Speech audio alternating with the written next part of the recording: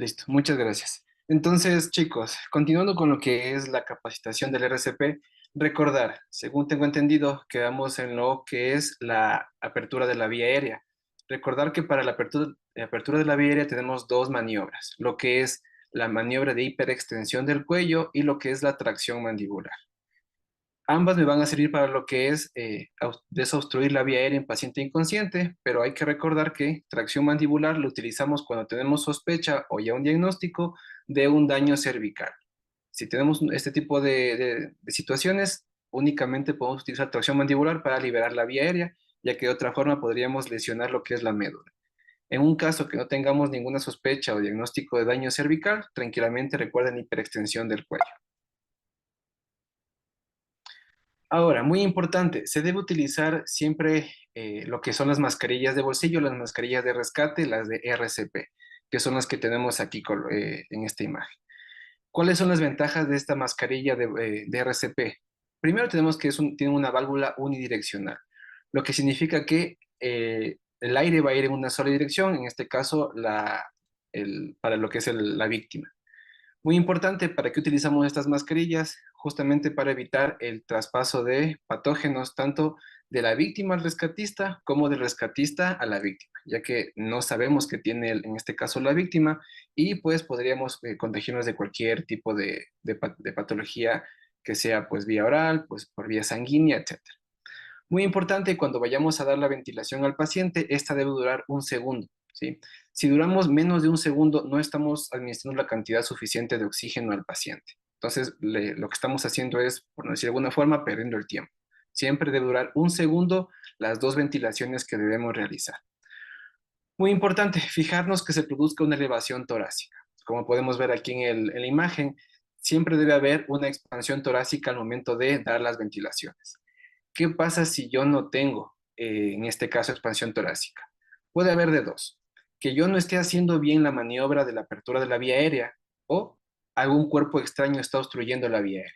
Entonces, eso siempre hay que tomar en cuenta.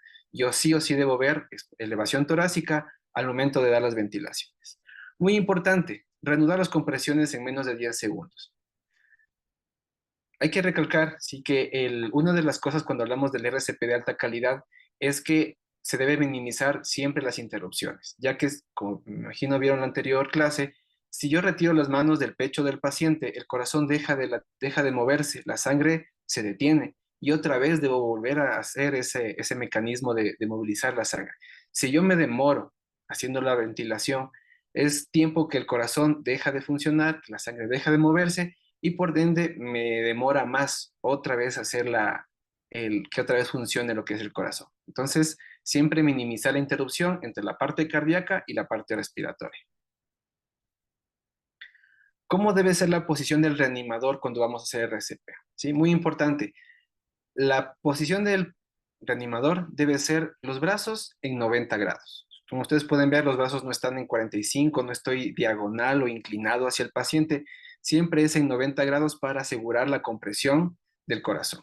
La espalda del reanimador debe ser recta, ¿sí? Ya que esto no es de fuerza, sino más se utiliza el peso corporal. Si yo estoy encorvado o mi espalda no está recta como tal, no voy a poder utilizar todo mi peso, por ende la compresión no va a ser efectiva. ¿Ok? ¿Dónde vamos a colocar lo que es el talón de la mano? Siempre recuerden, línea media external y línea horizontal entre las tetillas. Esto nos da un aproximado de lo que es la mitad del esternón. Y ahí yo voy a colocar, como ustedes pueden ver, el talón de la mano. Fíjense en que no se coloca toda la mano como tal, ya que si hacemos esto, pues primero estamos perdiendo potencia, perdiendo fuerza, ya que la energía se distribuye por otros lados. Y segundo, yo aquí tengo más chance de lesionar lo que son las costillas. Entonces, por ende, siempre sacar el talón de la mano. Si ustedes, por ejemplo, en sus casas, o igual que se encuentren, hacen este ejercicio, por ejemplo, usamos la mano y la presionamos completa contra el brazo, van a ver que la fuerza es menor. Pero ¿qué pasa si yo saco el talón de mi mano y hago con la misma empuje? Van a ver que la fuerza se concentra, ¿sí? Y la fuerza es mucho mayor en el sitio de la presión. Entonces, si ustedes hacen este ejercicio, van a darse cuenta de la importancia de siempre aplicar talón de la mano en lo que es el RCP. Muy importante, Entiendo que debemos comprimir el corazón, pero también debemos relajar el tórax justamente para que el corazón se vuelva a expandir. ¿Ok? ¿Esto por qué? Como nos dice aquí, esto permite que el tórax se expanda completamente y la sangre vuelva a fluir hacia el corazón. ¿Qué pasa si yo comprimo el pecho y no dejo que se relaje, que se expanda por completo al momento de retirarme? El corazón no se va a llenar de sangre. Por ende, no voy a estar moviendo nada de sangre o muy poca. Por eso la importancia de siempre comprimir los 5 centímetros que son correspondientes en el adulto, en este caso, y retirarme para que el tórax y el corazón se vuelvan a expandir, el corazón se vuelva a llenar de sangre y con la siguiente compresión, esta se siga moviendo, que es lo que estamos buscando aquí. Muy importante, los tiempos de compresión y relajación deben ser aproximadamente iguales. Ustedes saben, ¿hay alguna duda? Ok. Ustedes saben que cuando hablamos de lo que es el RCP, siempre es rítmico. No es que por ratos cuando tengo fuerza voy y hago todo lo rápido posible y cuando me canse estoy haciéndolo lento. Siempre debe haber un ritmo. Como nos dice aquí, siempre debe ser igual. ¿Ok? Si alguien tiene por ahí el micrófono abierto, para que lo cierre, por favor. Ahora, ¿cuándo me detengo? ¿Cuándo dejo de hacer el RCP?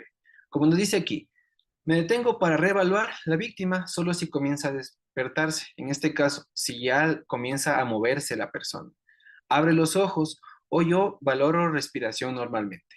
¿Qué debo hacer en esos casos? No dejarlo en posición supino al paciente, ya que hay mucho riesgo de una broncoaspiración. ¿Qué es lo correcto en estos casos? Una vez que yo ya valore que el paciente que haya vuelto lo que es la función cardíaca y respiratoria, colocar en posición de seguridad o posición de recuperación, ¿ok? Por lo general de cúbito lateral derecho, que es lo que se busca. Entonces, miren, aquí tenemos lo que es un algoritmo para que ustedes puedan aplicarlo ya en sus pacientes, justamente con todo lo que hemos visto hasta ahora. Por ejemplo, si yo estoy en un accidente, en una situación de peligro, ¿qué debo ver? Mi paciente está consciente, respira y tiene pulso. ¿Qué debemos hacer? Simplemente pedir ayuda al 911. Ahora, o activar código azul. Ahora, si mi paciente no está consciente, pero sí respira y tiene pulso, ¿qué debo hacer? Posición de seguridad y de igual forma pedir ayuda. Tenemos el tercero. Mi paciente no está consciente, no respira, pero tiene pulso, es decir, solo tiene la función respiratoria detenida. Perdón, sí, la función respiratoria detenida, utilizamos respiración de salvamiento. Y si ya de plano mi paciente no tiene conciencia, no respira y no tiene pulso, aplicamos lo que es ya el RCP. Entonces, esto es lo que ustedes deben valorar en el sitio, en la escena del accidente o en lo que esté ocurriendo y aplicar justamente si mi paciente tiene o no tiene estas circunstancias. Y aquí aplicar lo que corresponde. Ahora, hemos hablado del RCP en adultos, pero ¿qué pasa cuando el RCP es en una paciente embarazada? ¿Sí? ¿Ok? Entonces, primero hay que tomar en cuenta, ¿no? Como nos pone aquí, la embarazada pues tiene cambios fisiológicos que van a influir en lo que es aplicar el RCP, lo hace menos eficaz y también pues mucho más difícil, ya que el propio hecho de tener el producto al feto, pues me va a comprimir lo que es la parte abdominal y la parte torácica. Entonces, ¿qué debemos tomar en cuenta? Cuando yo tengo pacientes embarazadas con una edad gestacional mayor a las 2 semanas, ya el producto, si la paciente está en posición supino, boca arriba, este producto va a hacer presión en la vena cava inferior y en la aorta. ¿En qué se traduce esto en el momento del RCP? Una menor eficacia al momento de hacer las compresiones. Entonces, si yo hago a mi paciente el RCP en posición supino sin hacer nada, sin mover, sin aplicar una técnica correcta, pues las compresiones no van a ser efectivas. ¿Qué hago en estos casos entonces? En una mujer embarazada debe desplazarse el útero al lado izquierdo. ¿Ok? ¿Por qué al lado izquierdo? Porque en el lado derecho también tenemos lo que es el hígado, que también tiene grandes vasos sanguíneos, la vena porta en este caso. Si yo coloco al producto, al útero, en el lado derecho, lo que estoy haciendo es cortando o disminuyendo la circulación por la vena portal. Entonces, el RCP igual va a ser ineficaz. Por eso siempre se solicita que el útero sea del lado izquierdo. ¿Ok? Muy importante, aquí el RCP no hay mayor cambio. Siempre va a ser 30 compresiones, 2 ventilaciones de 100 a 120 por minuto. Entonces, a continuación, vamos a ver unos videos, ¿sí? De cómo se realiza el RCP en una paciente embarazada.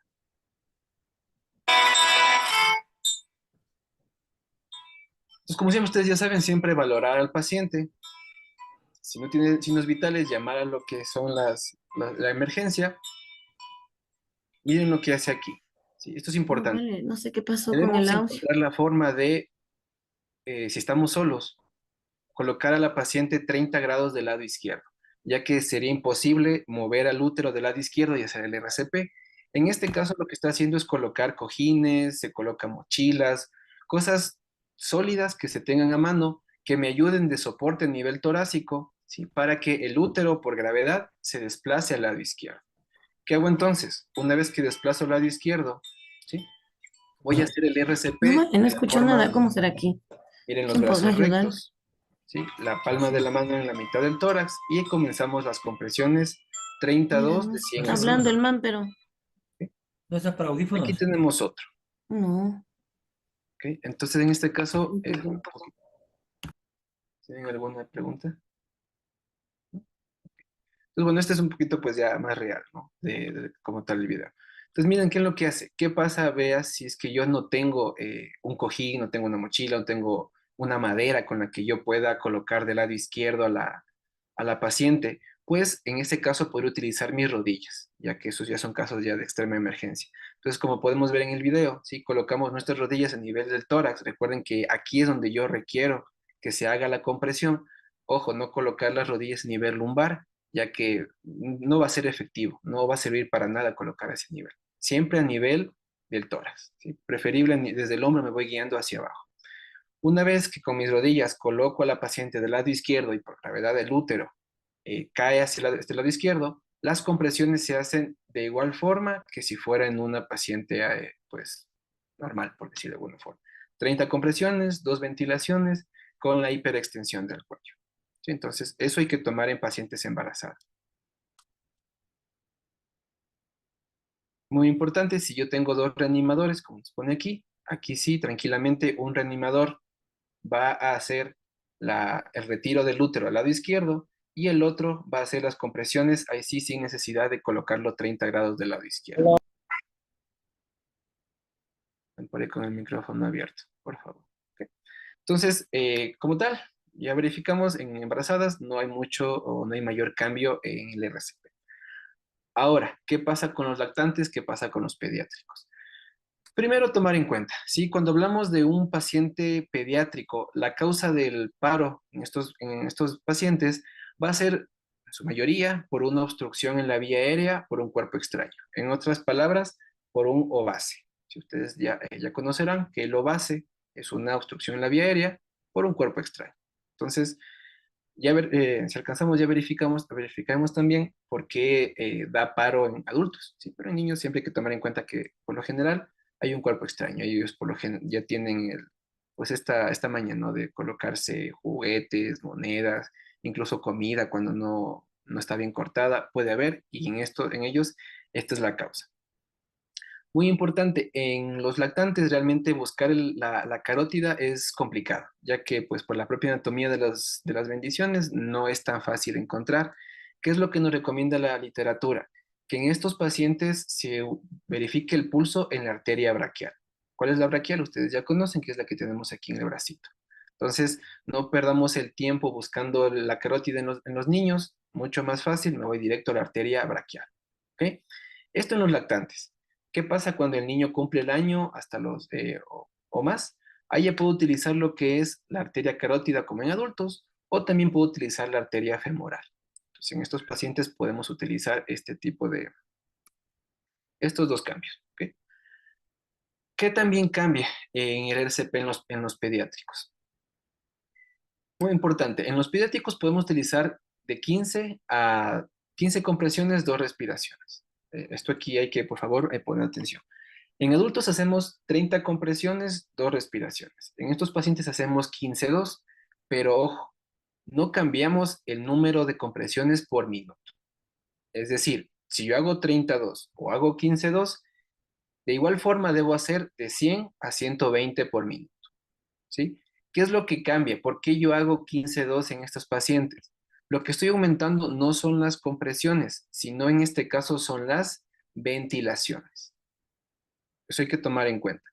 Entonces, eso, recordar, 15-2 en este tipo de pacientes. Ahora, ¿qué pasa si yo hago 15-2? Si ustedes, pues usamos un poquito las matemáticas, ¿no es cierto? Si, por ejemplo, yo voy a hacer 120 compresiones por minuto, ¿cuántos ciclos debería hacer si hago 32? 4, ¿cierto? 32, 32, 32, 32. 3, 6, 9, 12. 120 compresiones. Si yo voy a hacer 15 compresiones, ¿cierto? Y voy a hacer las 120, ¿cuántas debería hacer? El doble, 8. 15, 15, 15, 15, 15 y haría las 120. ¿Ok? Ahora, ¿qué pasa con esto? ¿Dónde hay más interrupción? Si yo hago 32, estoy haciendo solamente 4 interrupciones. Porque hago 30 compresiones, interrumpo, 2 ventilaciones. 30 compresiones, interrumpo, 2 ventilaciones.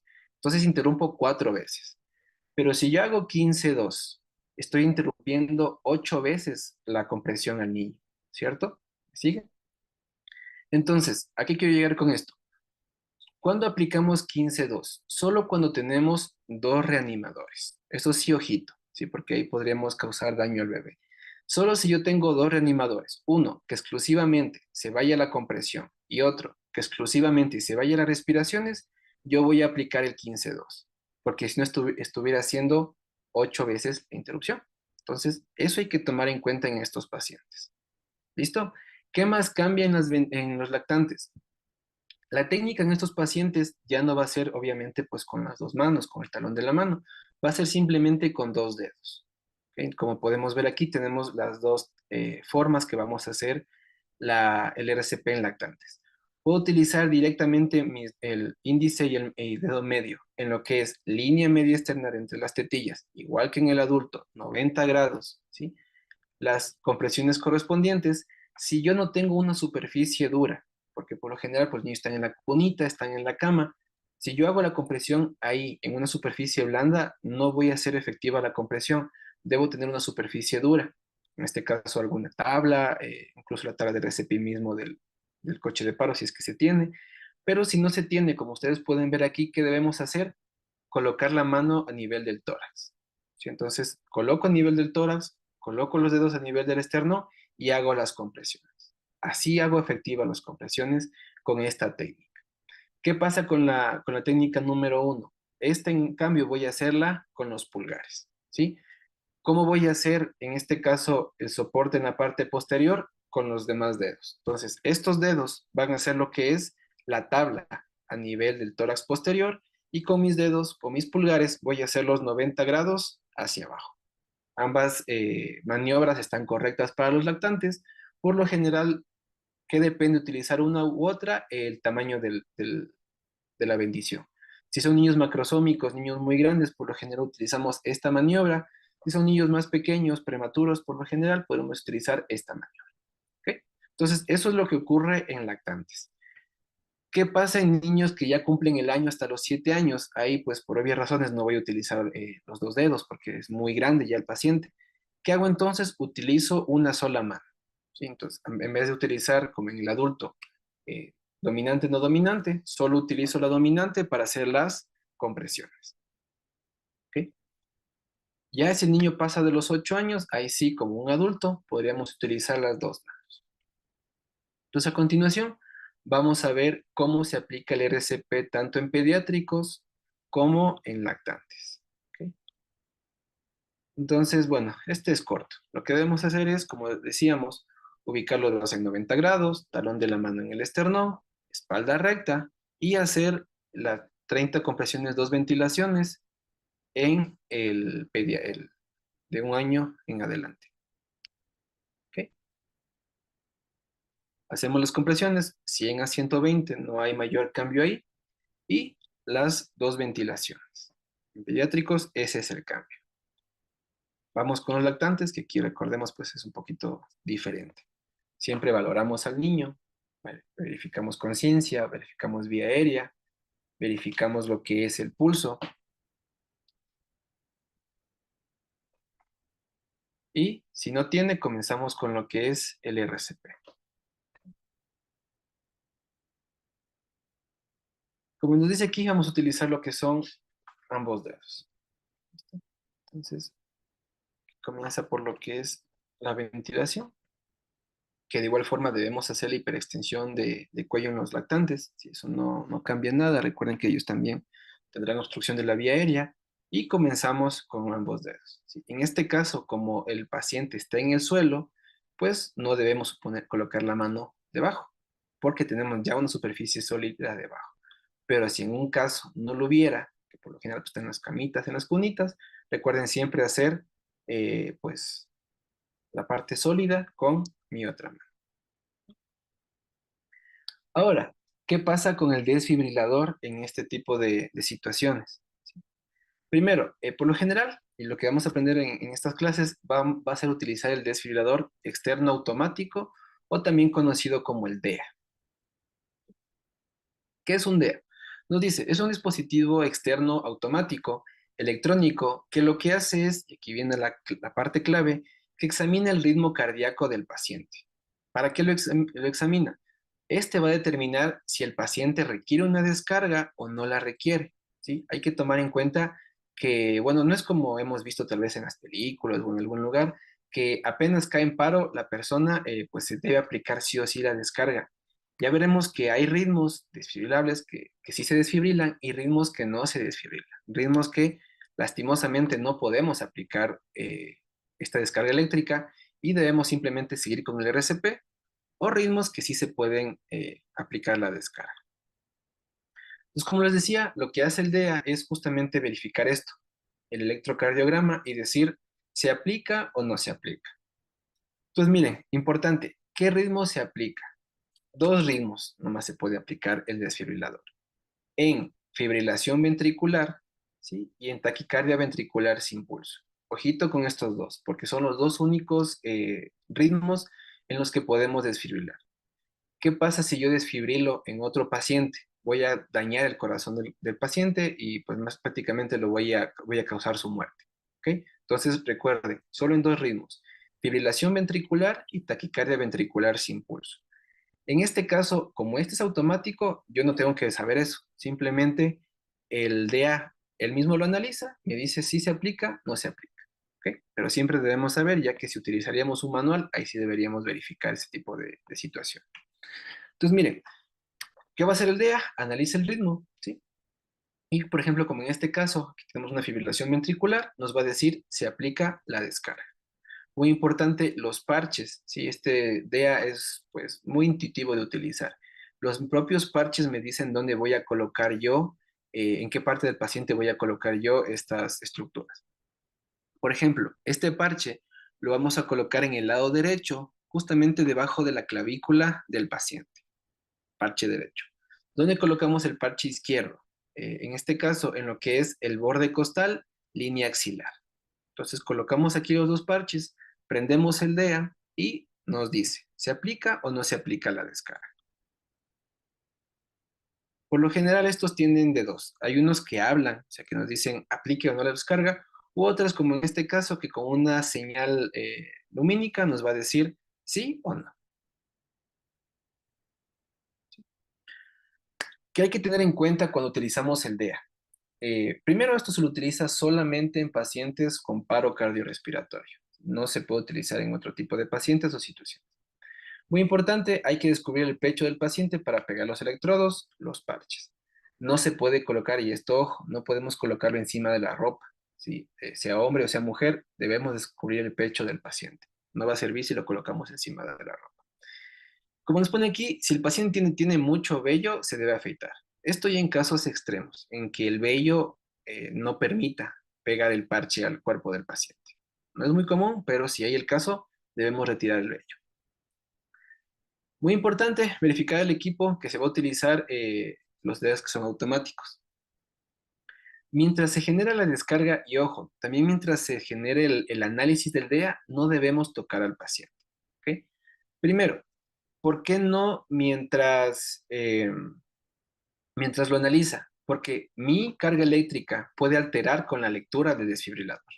Entonces, puedo hacer que le aplique una descarga cuando no la necesite o viceversa. Por eso, cuando vamos el de analiza, yo paro el RCP. Ojito con esa parte.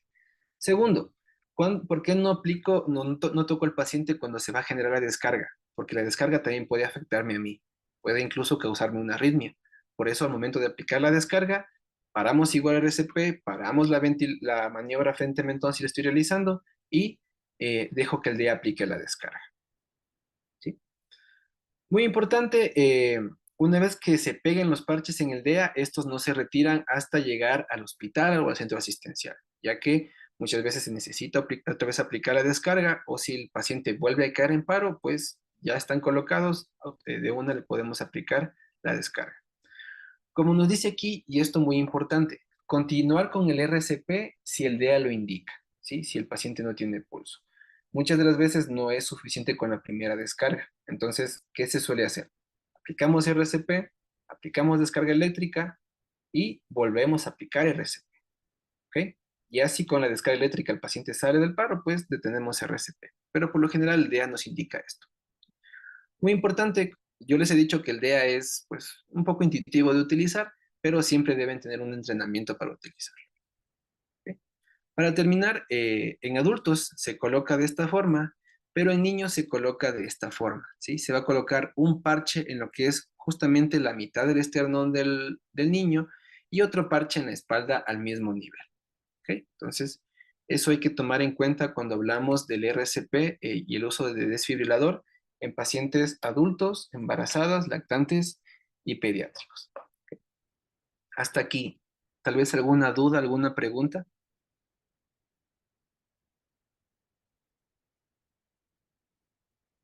¿Estamos todo claro? Ok. Muy bien, entonces, para continuar, ¿sí?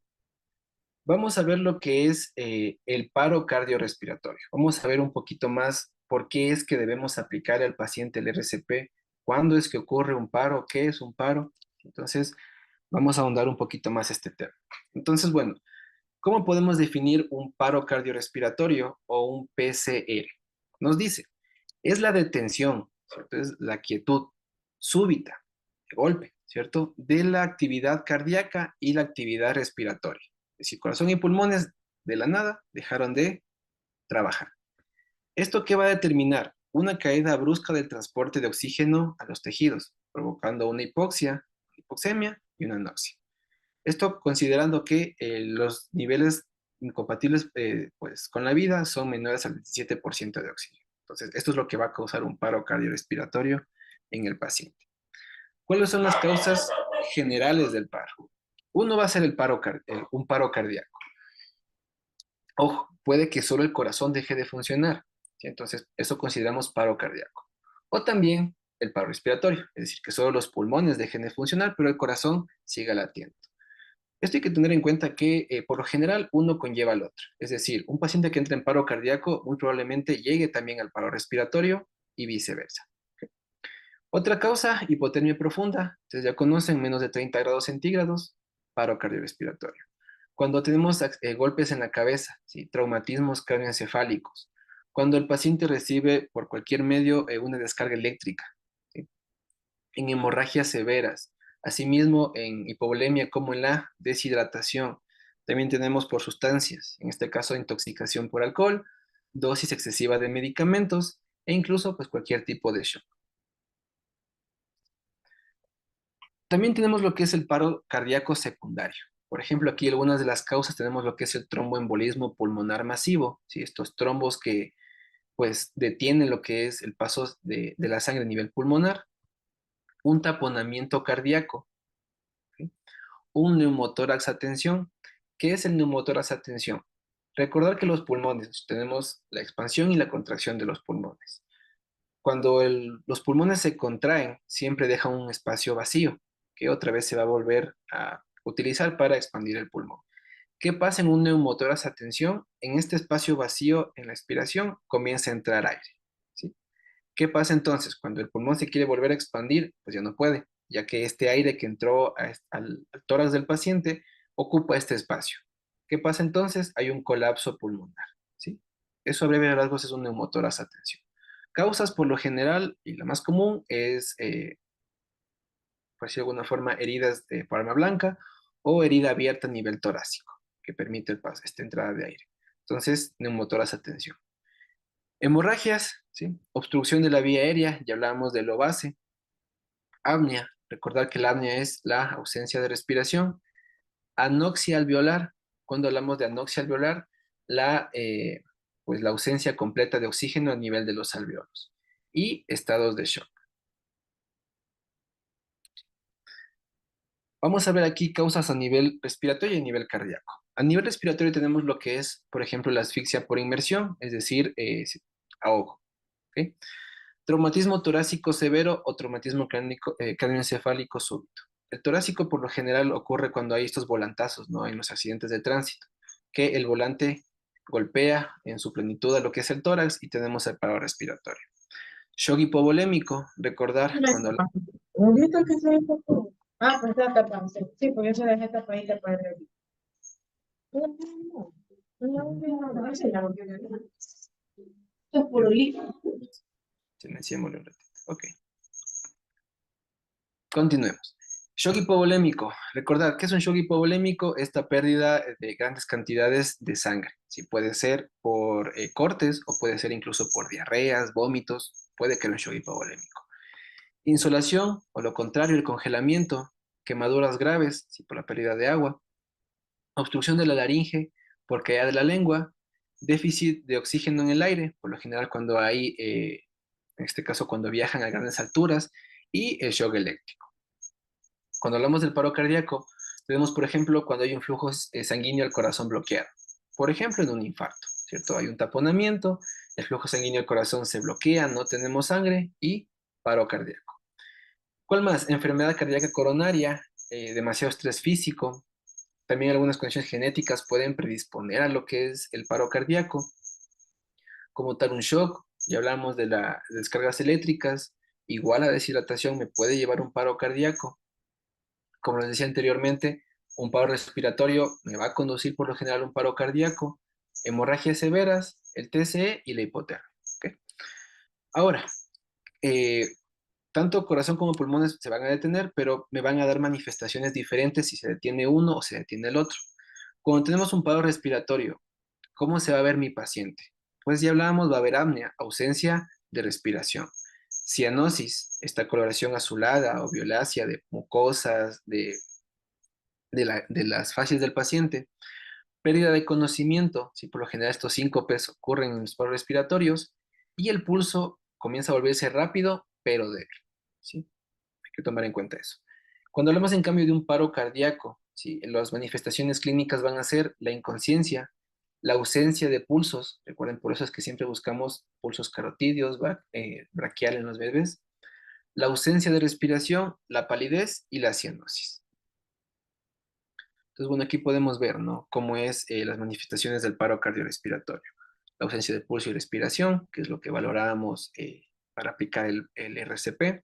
La piel pálida, o como hablábamos, cianótica, ¿sí? Que podemos tener cianosis periférica.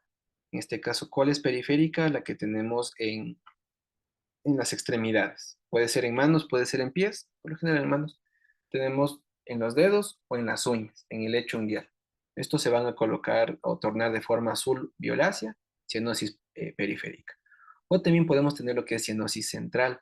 Por lo general son los labios o es la lengua, las mucosas, lo que se torna de este color. ¿Ok? El síncope, la pérdida de conocimiento, e incluso también podemos hacer una valoración más detallada a nivel de las pupilas. ¿Qué va a ocurrir? Pupilas dilatadas. Recuerden, cuando yo tengo esta pupila dilatada, ¿qué me indica? Anoxia a nivel cerebral. En este caso, causada por el paro. Como nos dice aquí, 2 o 3 minutos, la dilatación es total, como podemos ver en la imagen. Y esta, también muy importante, no reacciona a la luz. Estimulamos de forma con la linterna del teléfono, con la linterna que tengamos, y no hay esta expansión y contracción de la pupila. Eso nos está indicando anoxia cerebral. ¿Ok? Como hablamos entonces, ¿cómo manejamos un paro cardiorrespiratorio?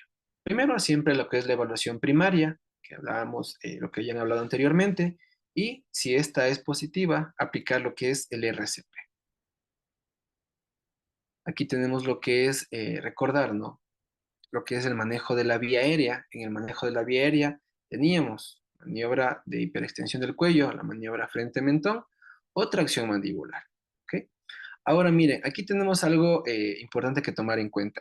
No, cuando ya terminamos o cuando el paciente ya llega a lo que es el área hospitalaria, no puedo yo estar todo el turno pues con la maniobra frente-mentón o con la tracción mandibular, o incluso si ya llega la ambulancia.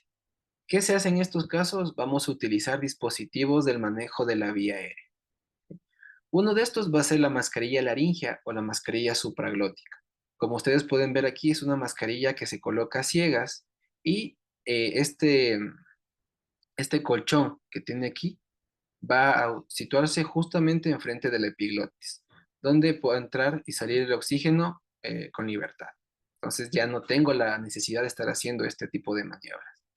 También con el manejo del ambú, pero en este caso, obviamente, si hacemos la maniobra, podemos también colocar el tubo laringio o también conocido como el combitubo, así que este va a tener doble chance de colocar al paciente, ya que este combitubo tiene dos formas de oxigenar al paciente, por la forma distal y por la forma proximal.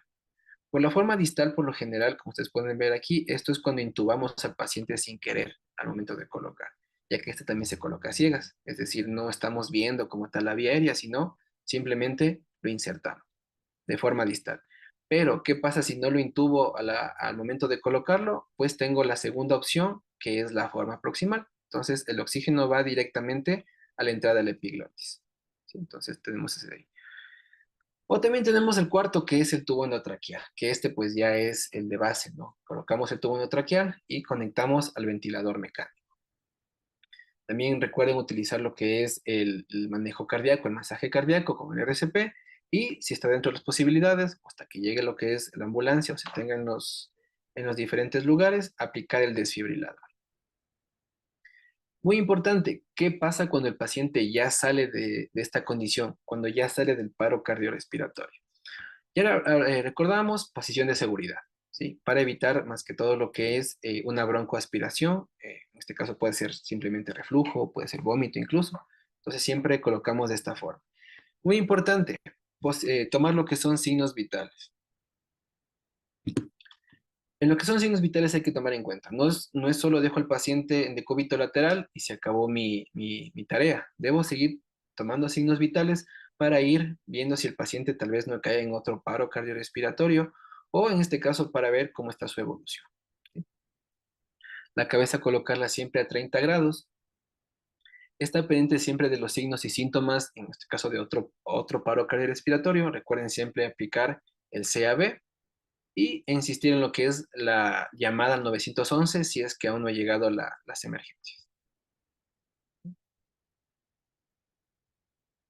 Y eso sería por el día de hoy, chicos. Hasta aquí. Tal vez alguna duda, alguna pregunta.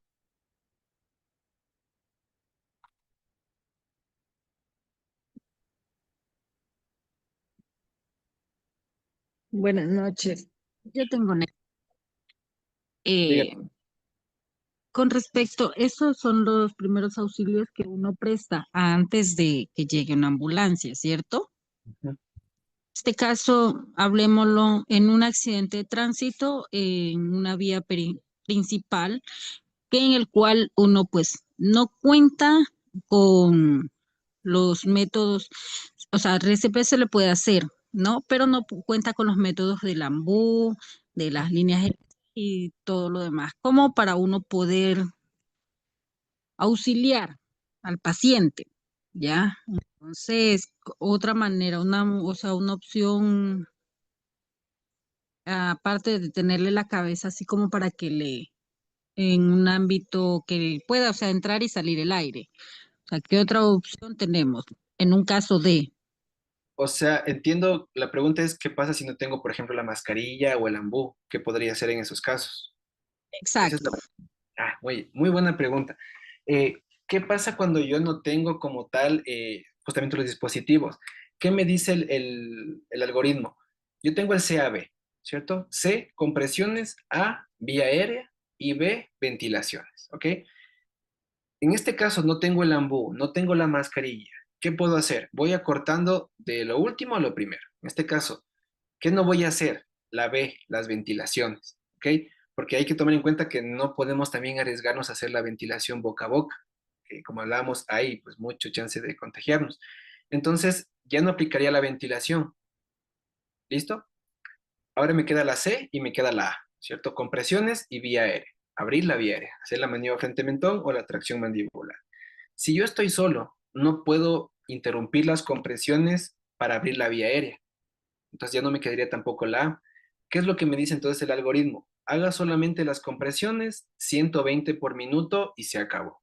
Es decir, solo me quedaría con la C, con las compresiones. ¿Ok?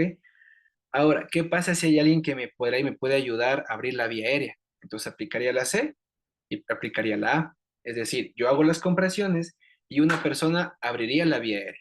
No daríamos la ventilación de las dos ventilaciones, simplemente 120 y mantengo la vía aérea. Aplico la C y aplico la A. Y si en el caso pues ya llega el ambú, llega la mascarilla, y aplicaría la B, que son las ventilaciones. Entonces, en resumen, si no tengo los dispositivos y estoy solo, solo haría las compresiones 120 por minuto sin interrupción hasta que llegue la ambulancia o, o la ayuda. Tal vez esa era su Ya, en pregunta. caso, está una persona que me puede ayudar para hacerle despejar la vía aérea. Pero y en este caso que tenga ¿cómo le digo? Con hemorragia, que empiece a vomitar sangre, ¿qué opciones tengo? O sea, ¿qué opciones puedo hacer o qué debo de hacer?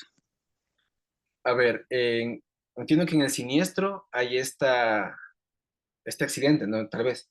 Y hay la hemorragia, dice usted. Y la persona comienza a vomitar sangre.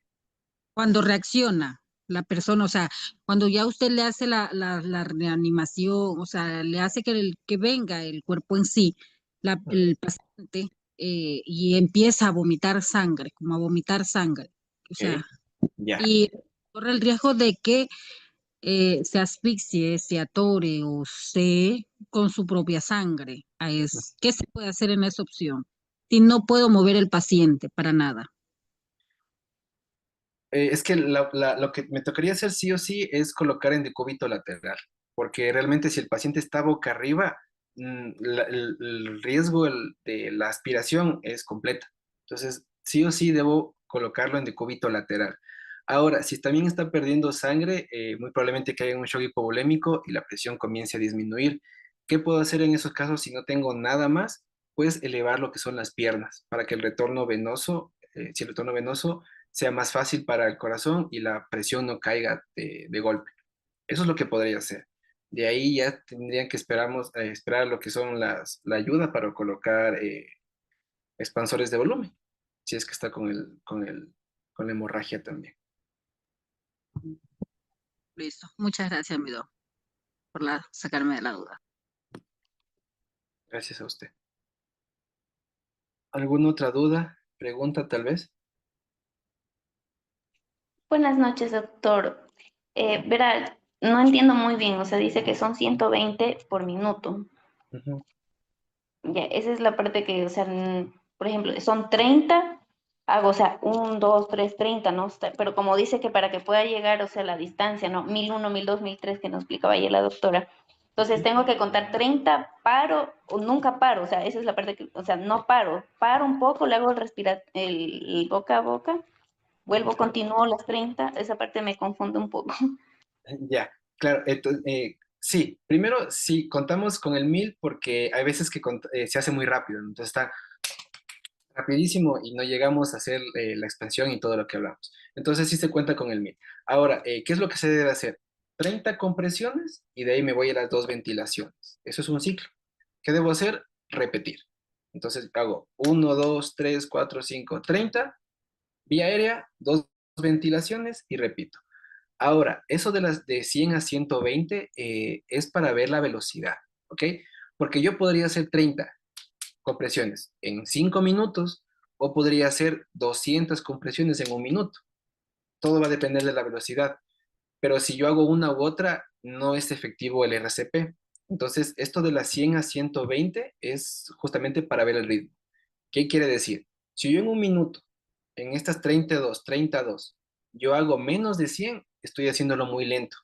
Entonces, ¿qué estoy haciendo? Que la sangre no llegue a la velocidad que debe llegar y no va a haber la reanimación del corazón. Ahora, ¿qué pasa si digo, no, entonces voy a hacerlo súper rápido y hago más de 120 en un minuto? ¿Qué quiere decir? Que estoy haciéndolo muy rápido. Entonces no le doy chance a que el corazón se llene de sangre y se vuelva a comprimir para mover la sangre. Entonces, a eso nos referimos o para eso utilizamos el 100 a 120 por minuto, para justamente hacer esta velocidad. Por ejemplo, si yo haciendo el RCP, mi mente en un minuto hago 110, perfecto, estoy dentro del rango. Hago 115, hago 100, estoy dentro del rango. Quiere decir que mi ritmo del RCP está bien hecho.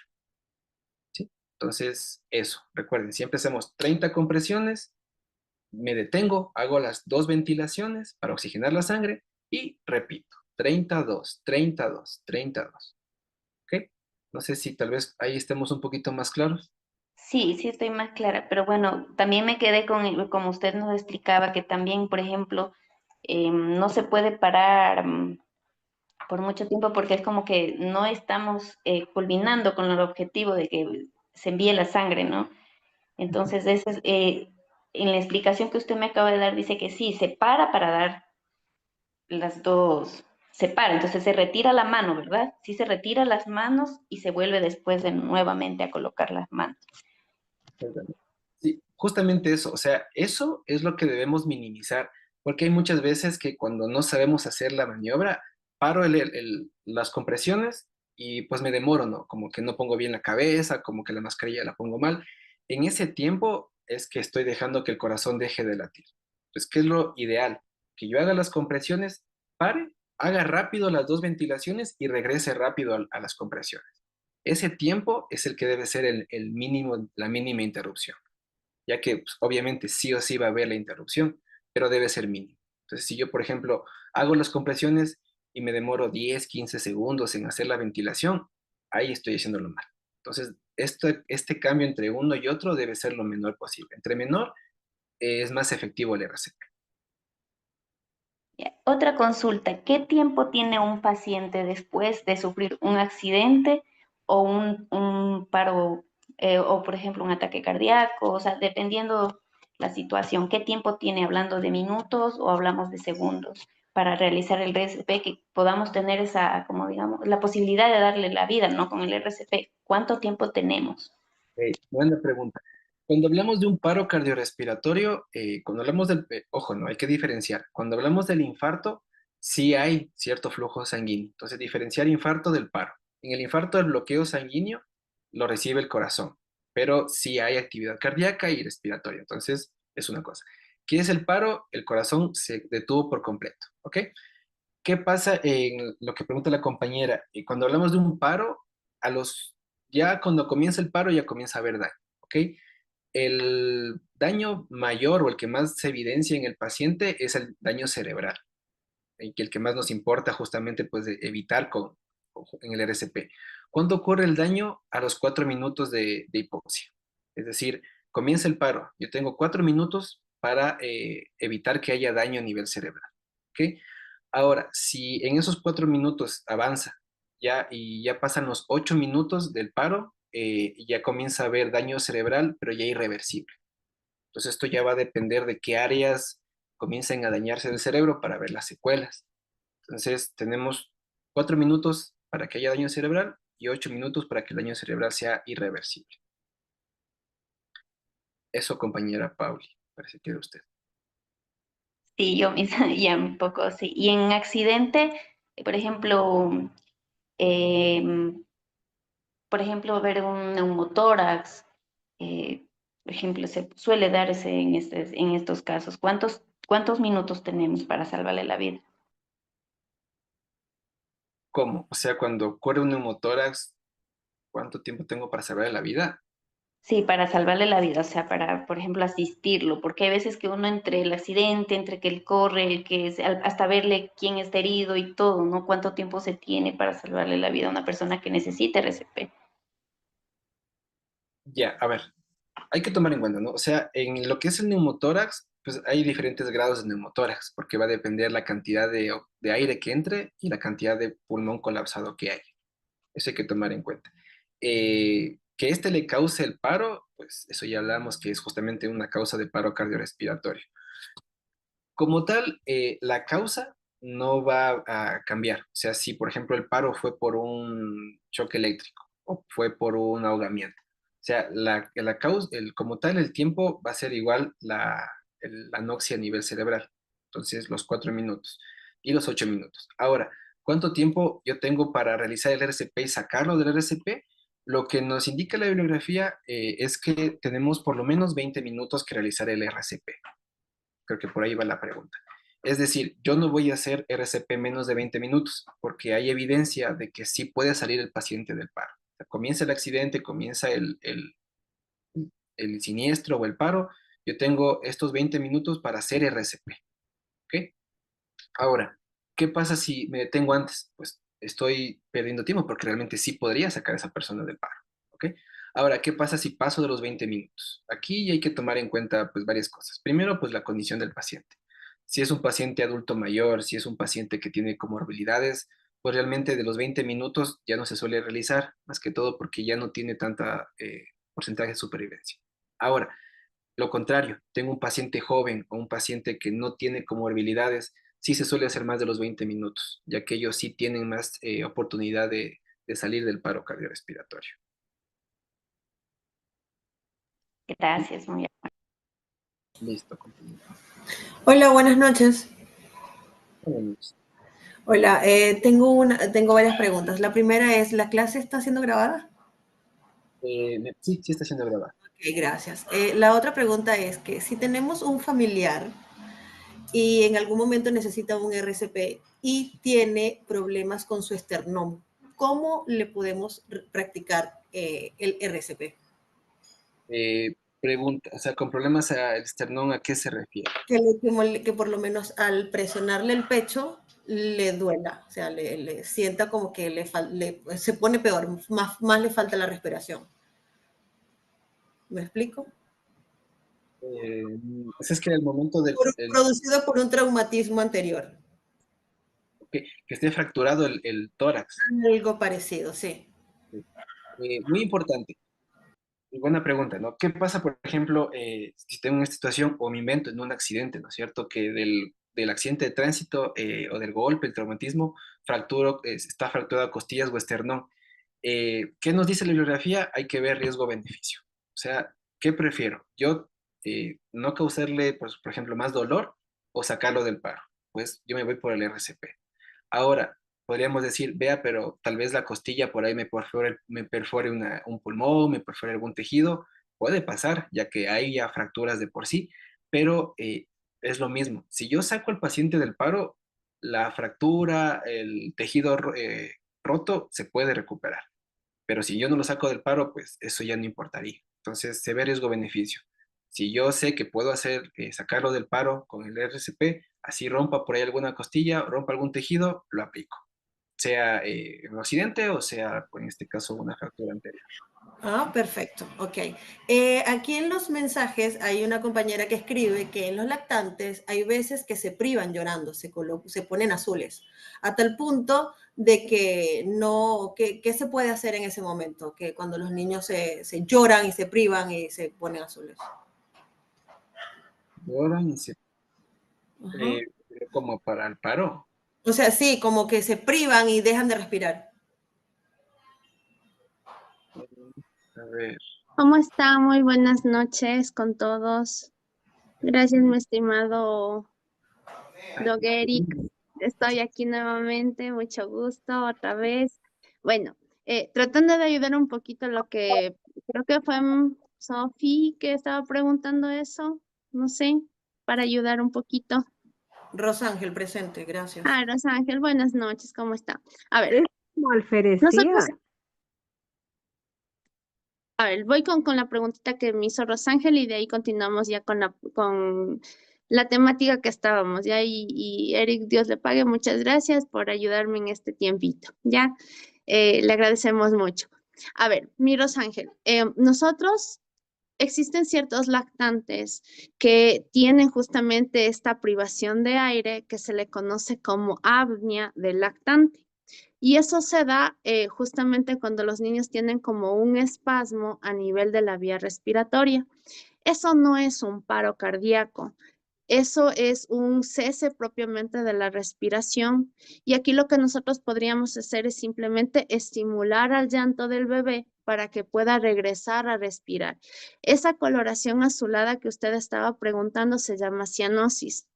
Y ayer ya lo estábamos comentando cuando hablábamos de frecuencia cardíaca, que esta coloración de cianótica se da cuando existe el cese de aire. Entonces, lo único que podemos hacer en este tipo de pacientes es estimularle al llanto al bebé, ¿ya? Nada más, ¿sí? No hay que hacer RCP, porque a pesar de que está moradito, esté cianótico, el niño todavía tiene pulso.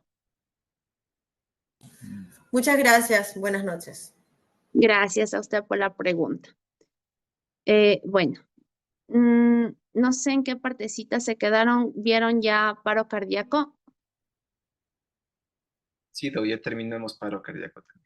Ya, muchas gracias. Entonces vamos a continuar con lo que es obstrucción de vía aérea. Y luego de eso les voy escuchando también sus preguntas y les voy leyendo por medio del chat, ¿ya? Entonces, ¿qué es un OVACE? Que así se le determina a esta atención por obstrucción de cuerpo extraño. El OVACE es la presencia de un objeto a nivel de la vía respiratoria, que obviamente esto imposibilita el respirar al paciente. Y cuando ustedes han de haber visto parada cardíaca, se han de haber dado cuenta que existen paros respiratorios o que sean de origen respiratorio y otro que es de origen propiamente cardíaco.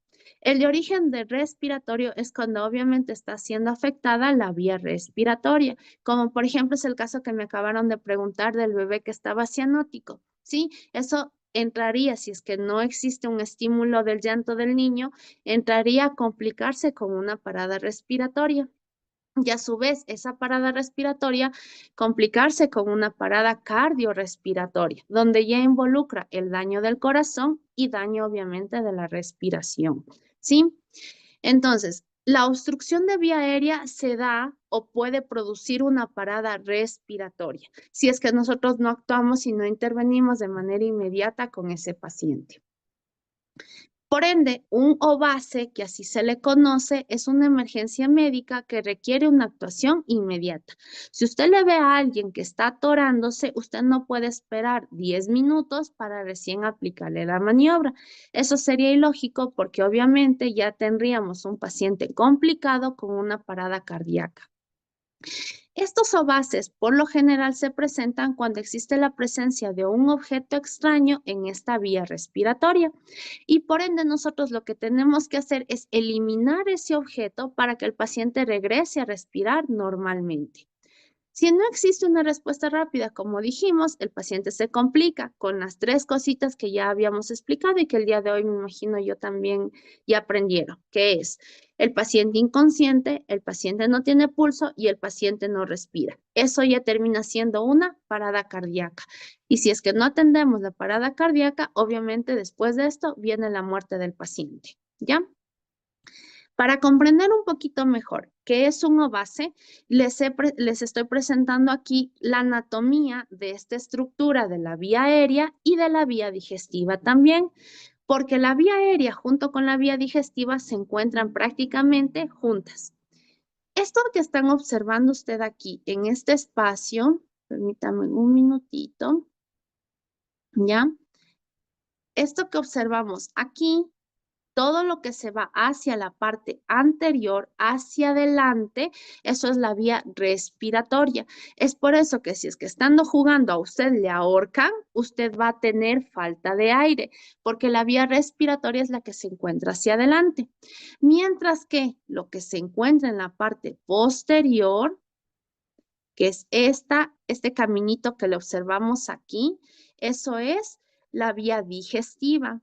Y en este caso, esto es el famoso, ay, se me fue el nombre. Ay, perdón, se me fue. El,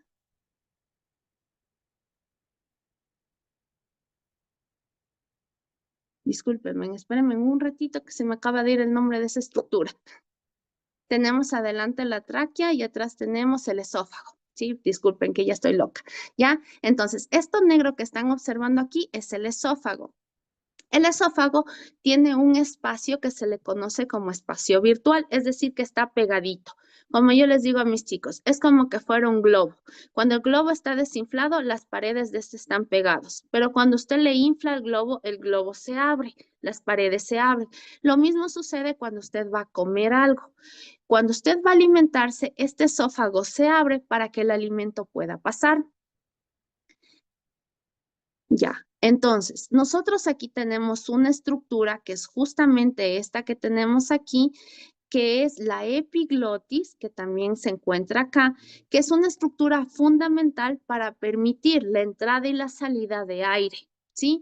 Cuando nosotros estamos comiendo, esta epiglotis se cierra, ¿sí? ¿Para qué? Para que la comida no vaya hacia adelante, hacia la vía respiratoria. Y cuando nosotros no estamos comiendo, no nos estamos alimentando, esta epiglotis se mantiene abierta para que la respiración que ingresa por la vía nasal vaya hacia el pulmón, ¿sí? Entonces, eso es fundamental que nosotros conozcamos, que tenemos una estructura llamada epiglotis, que esta se abre y se cierra cuando nosotros estamos alimentándonos. Ahora, cuando nosotros tenemos una obstrucción de vía aérea, este alimento que están observando aquí, que debería irse hacia la parte posterior, hacia el esófago, hay ocasiones en las que nosotros estamos conversando, riéndonos, jugando, este epiglotis se abre y este alimento que debería ir hacia atrás se va hacia adelante, como es el caso que estamos observando aquí.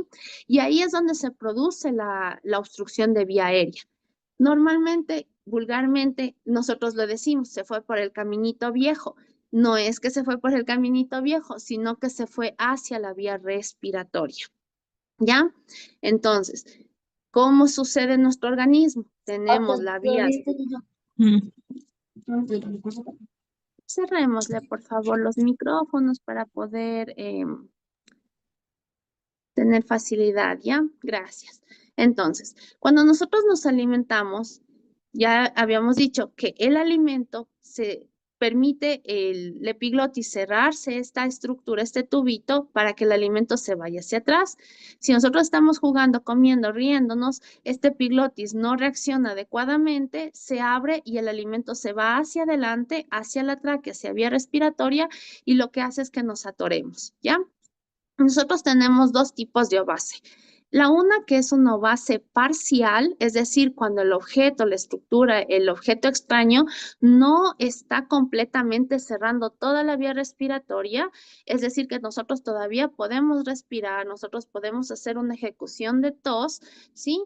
Y tenemos otra obstrucción que es completa, que es justamente esta que tenemos aquí, donde el objeto extraño está literalmente en todo el sector de la vía aérea y por ende el paciente no tiene posibilidad de defenderse solo, ¿sí? ¿Hasta aquí alguna duda? Es importante que sepamos esta parte de la anatomía para comprender qué es un ovase. Me imagino que no. Vamos a continuar. Entonces, ¿cuáles son las causas de un ovase? Tenemos que una persona está comiendo y está conversando a la vez, hay riesgo de que el objeto se vaya a vía respiratoria. Cuando comemos porciones muy grandes de alimentos, que esto por lo general es en los hombrecitos, sí que a ellos les encanta comer, o sea, abrir bien la boca y comer porciones gigantes. Eso es un riesgo de una obstrucción de vía aérea, porque a veces no se puede masticar adecuadamente y eso tiende a atorar y irse hacia la parte de adelante, ocluyendo la acción de la epiglotis.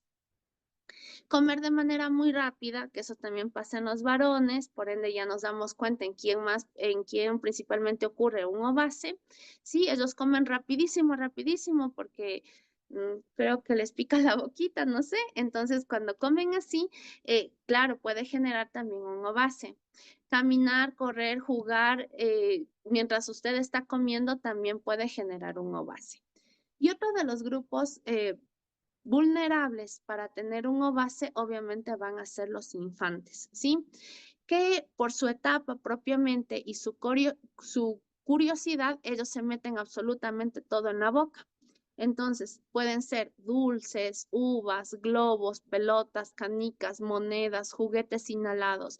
Entonces, aquí cualquiera de estas estructuras puede generar un ovace. ¿Por qué razón? Porque los niños, al no tener un estímulo de defensa, que es la tos, van a permitir que ese objeto ingrese hacia la vía respiratoria y obviamente produzca una complicación. Permítanme, déjenme ver si es que funciona este videíto, que no funciona. Denme un minutito, por favor, para ponerles un video para que más o menos comprendan cómo es un ovace.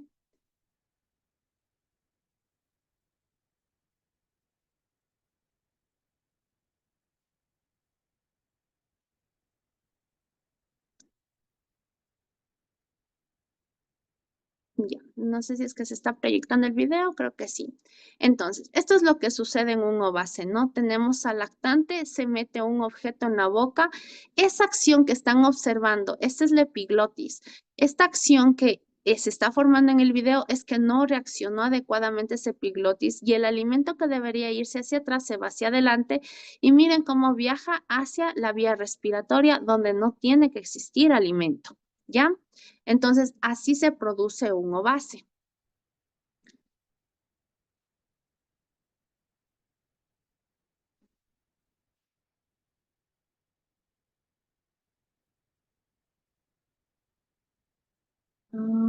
Permítame.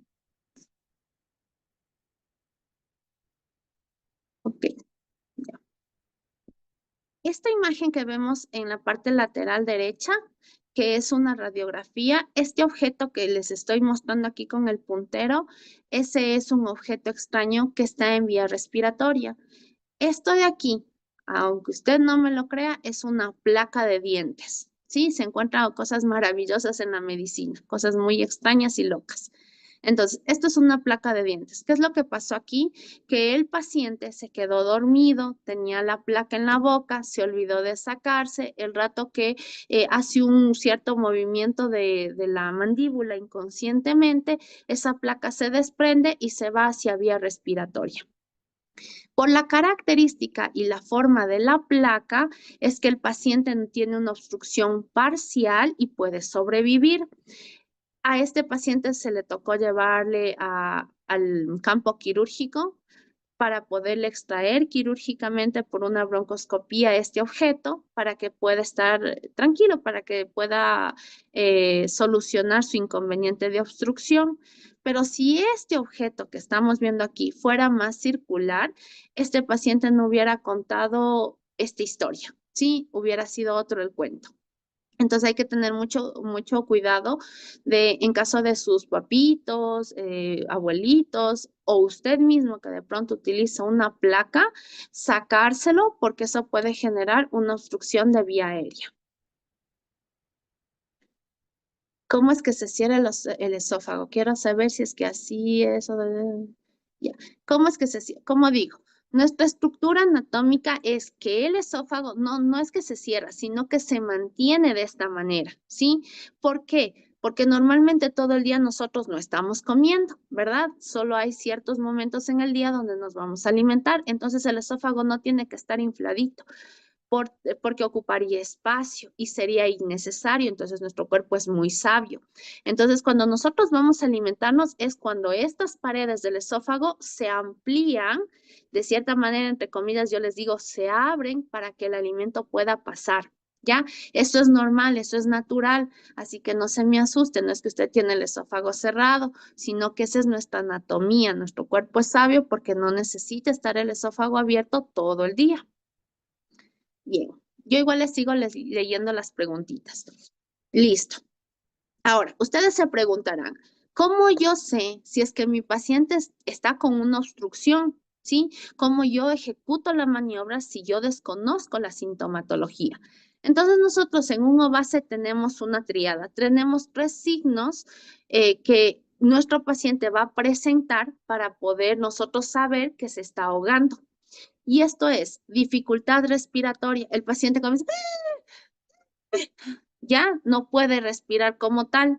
Se va a poner azul. es decir, que va a estar cianótico. Entonces usted le ve al paciente y está ya morado, usted ya tiene que tener presente que ese paciente no está normal.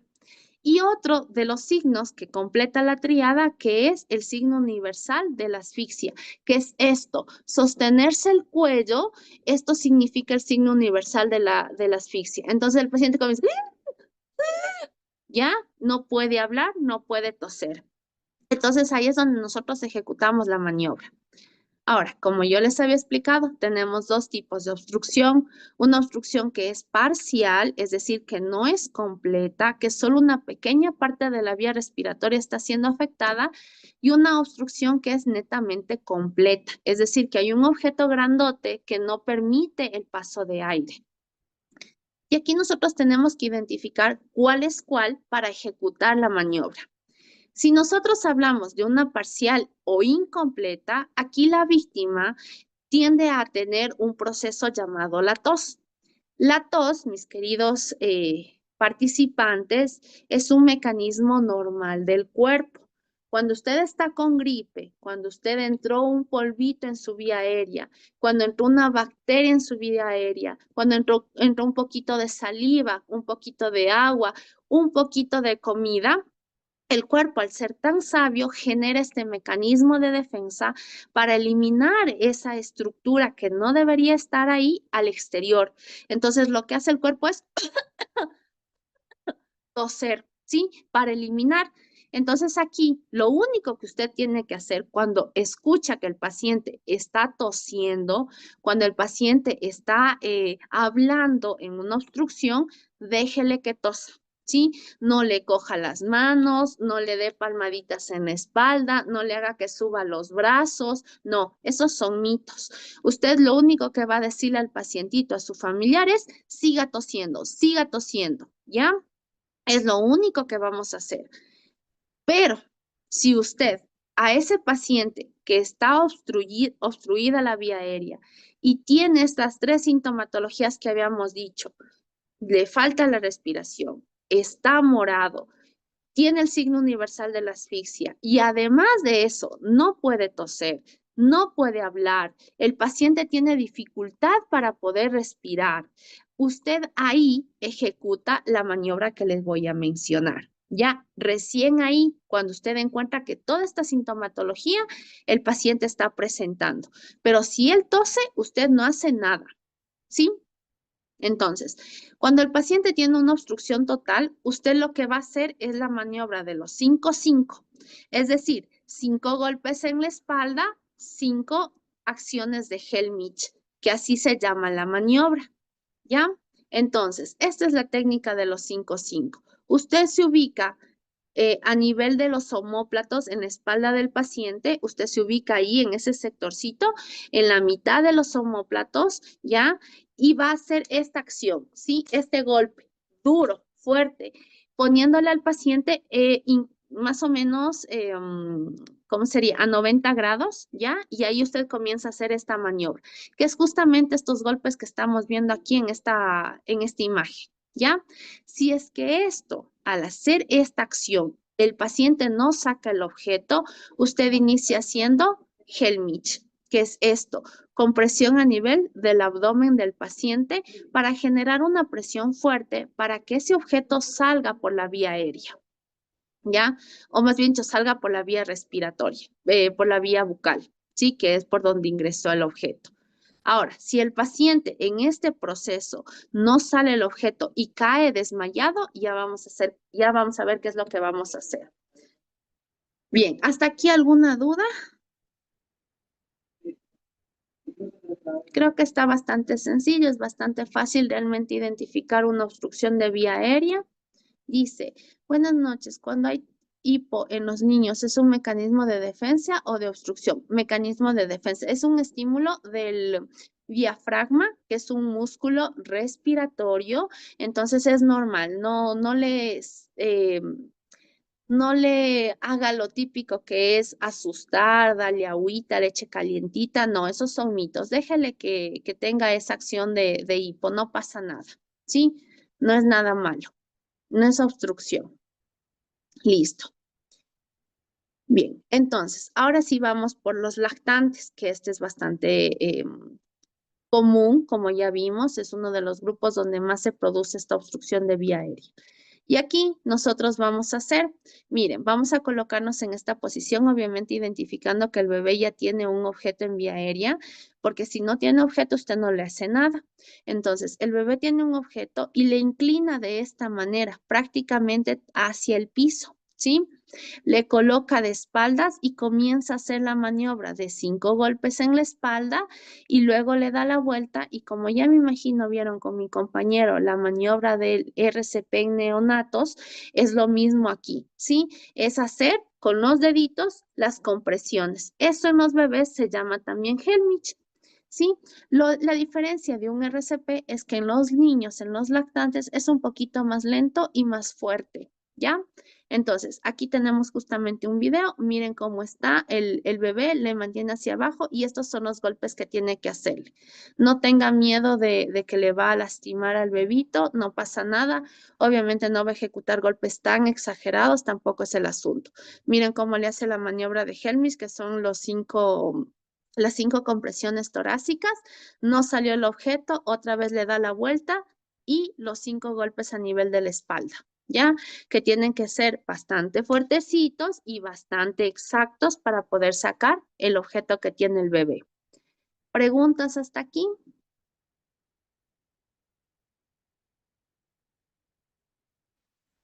¿No? Bueno, listo. Vamos aquí con embarazadas. Las embarazadas también tienen obstrucción, no se salvan.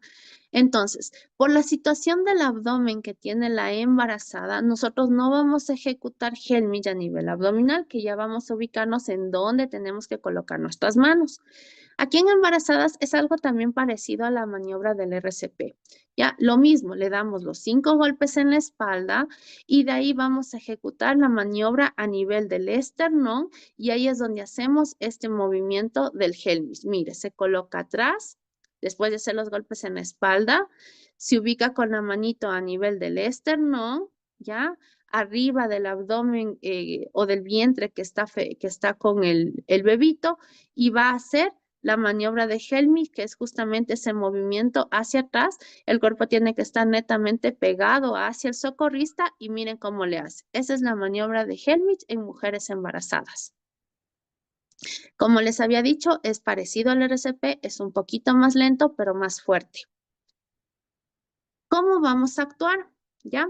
Esta es la maniobra del RCP y esto que quiero que por favor lo hagan junto conmigo. Permítanme un ratito para poder presentarles la pantalla.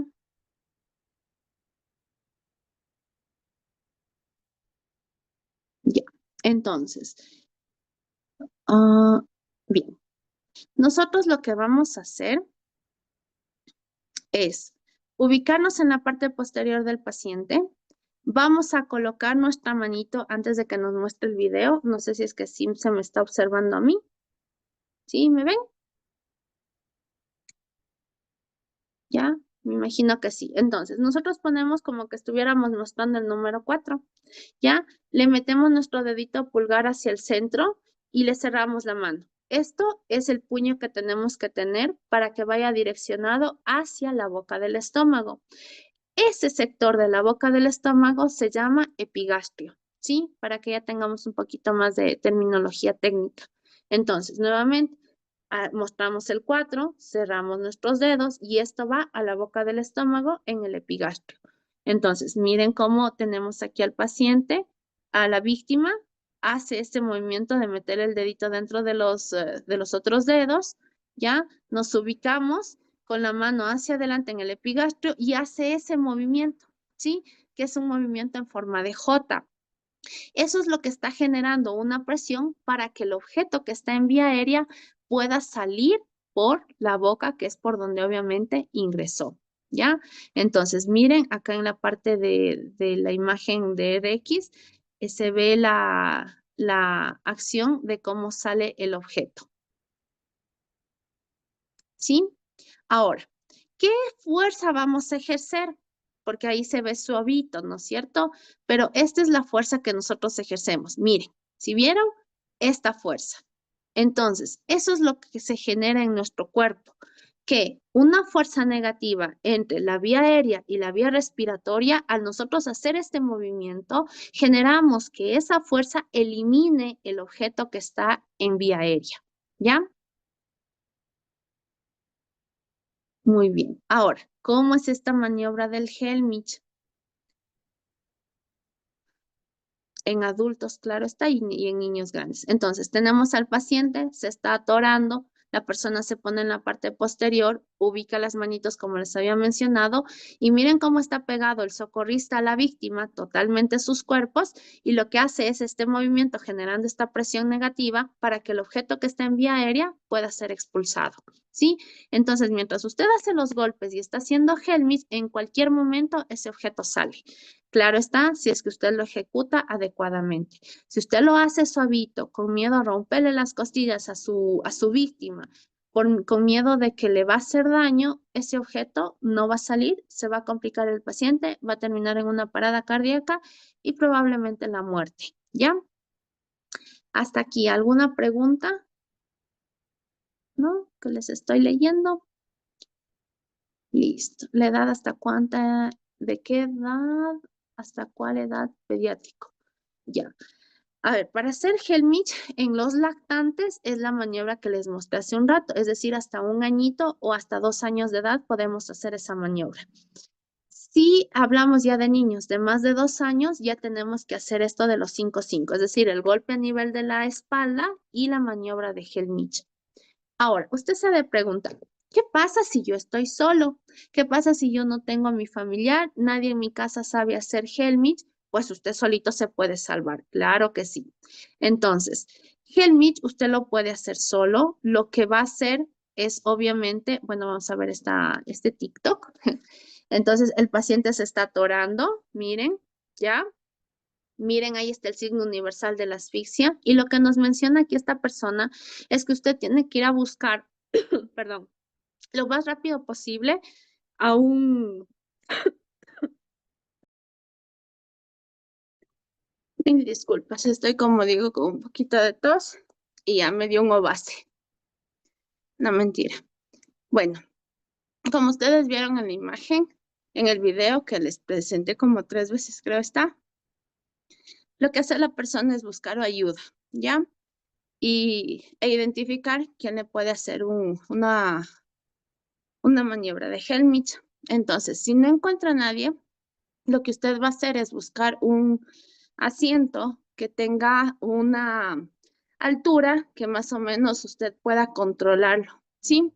En este caso, esa silla rosada que se está proyectando es la que se podría utilizar.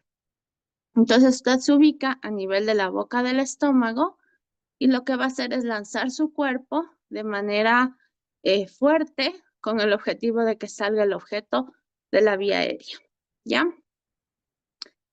Ahora, si es que el objeto, perdón,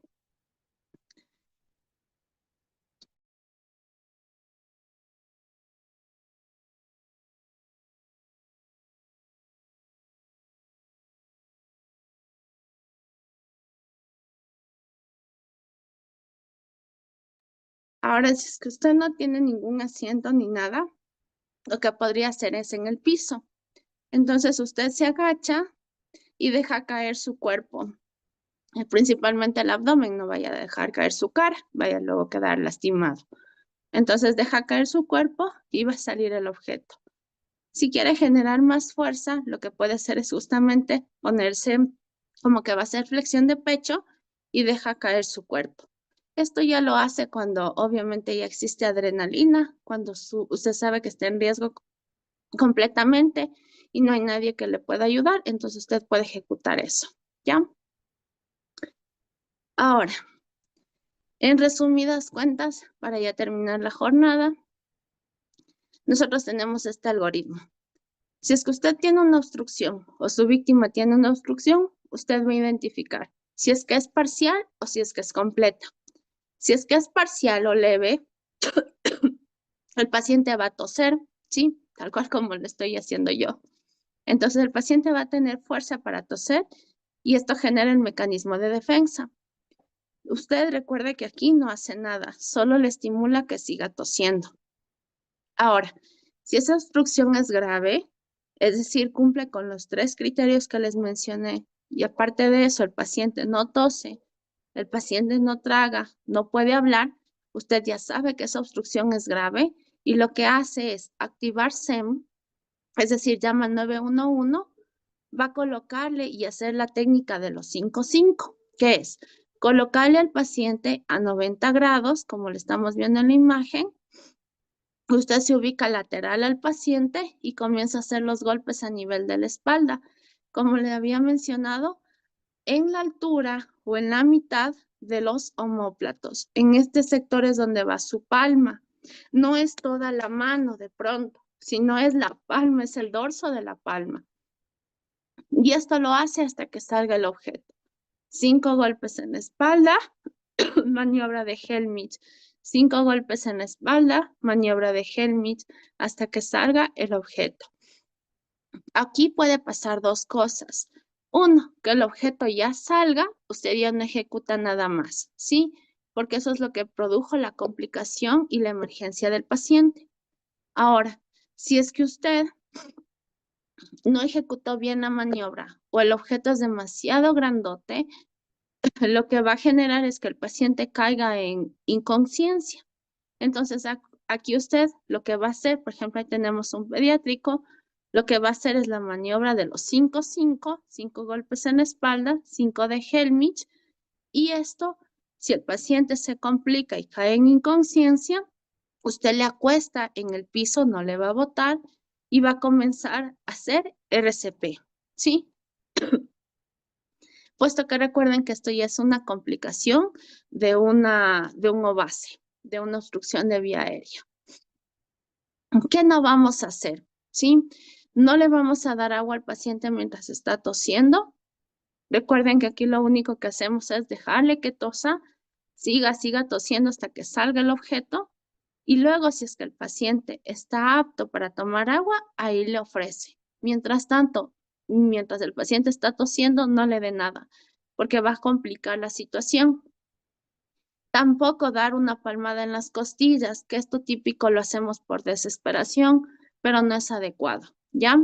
Si es que el paciente ahora sí tiene una obstrucción completa y tiene toda la sintomatología que les mencioné, ahí sí nosotros hacemos los 5 golpes en la espalda, más no en las costillas como está en esta imagen, sino en la espalda y el Helmich.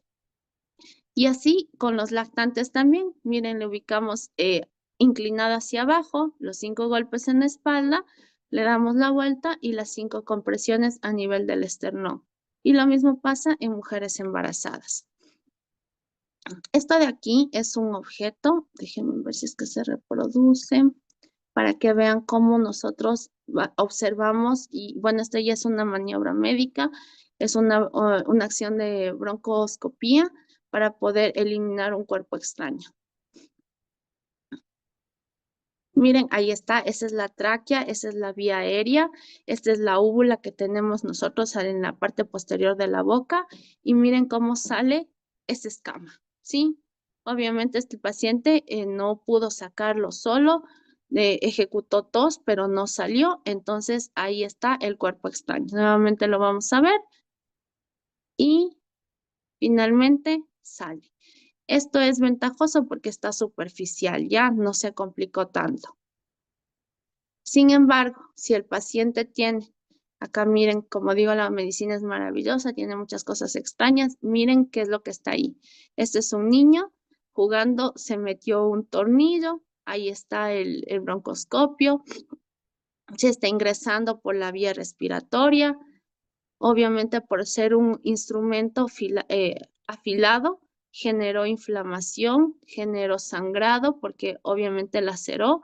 El paciente trataba de eliminarlo por medio de tos, pero al ser esta forma del objeto, fue raspando todo lo que es la vía aérea y pues no generó más bien sangrado y complicación, ¿ya?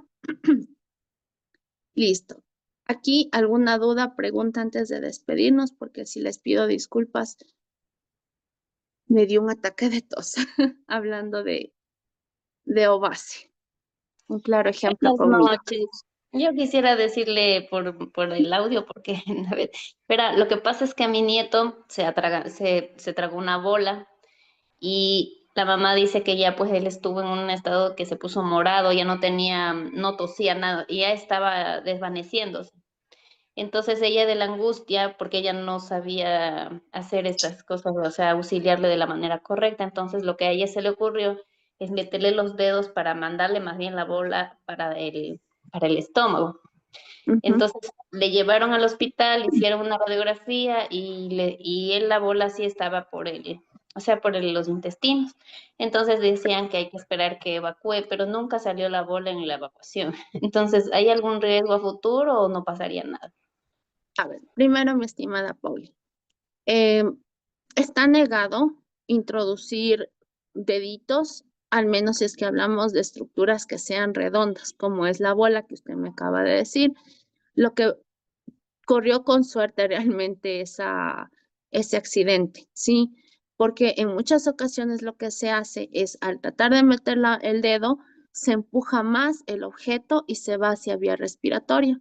Asumo yo que en el momento en el que estuvo su hijita, su suegra, su nuera, no me acuerdo quién me dijo, tratando de sacar el objeto, de pronto hubo algún reflejo en el que, como habíamos dicho, el esófago y la tráquea están cerca. Entonces, de pronto el niño generó algún reflujo, alguna acción que hizo que se dé la vuelta esa bola y no se vaya a vía respiratoria, sino se fue a vía digestiva, lo cual eso es súper bueno, ya, porque se va a eliminar por medio de la evacuación del contenido de heces.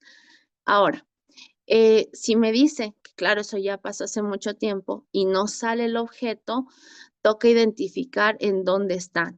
Sería bueno hacerle una tomografía, una resonancia para ubicar si es que realmente está el objeto ahí, porque de pronto en algún momento ya evacuó y se eliminó, ¿ya? Pero para confirmar y para que estén tranquilos.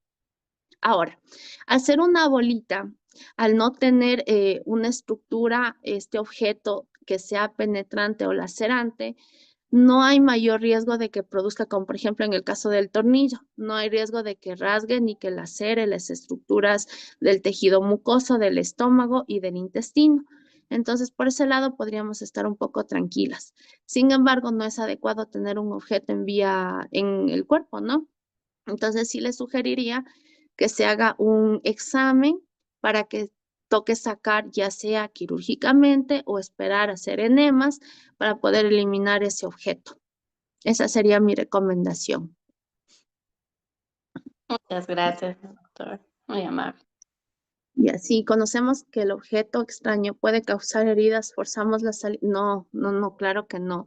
Porque como digo, si es que por ejemplo fue el caso del tornillo, si usted genera la salida de esto, va a hacer que se lacere y que produzca una hemorragia y que el paciente se complique. Ya, entonces de preferencia hay que llevarlo. Claro está, si es que en el caso de, por ejemplo, del tornillo, ese no va a generar una obstrucción completa. Entonces, hacer que salga por maniobras de Helmich o de la técnica de los 5-5, ahí vamos a lacerar. Entonces, ahí lo adecuado es llevar a la emergencia. Pero si es que es un objeto grande, ahí está en riesgo la vida del paciente, ahí sí tenemos que actuar. ¿Ya? Creo que no hay más dudas. Yo les agradezco infinitamente. Les pido disculpas por mi ataque de tos. Entonces casi ven un ovacio ahorita. ¿Ya? Espero que les vaya lindo. El día de mañana nos volvemos a encontrar y vamos a ver convulsiones, traumatismos y heridas. Que les vaya lindo. Hasta luego.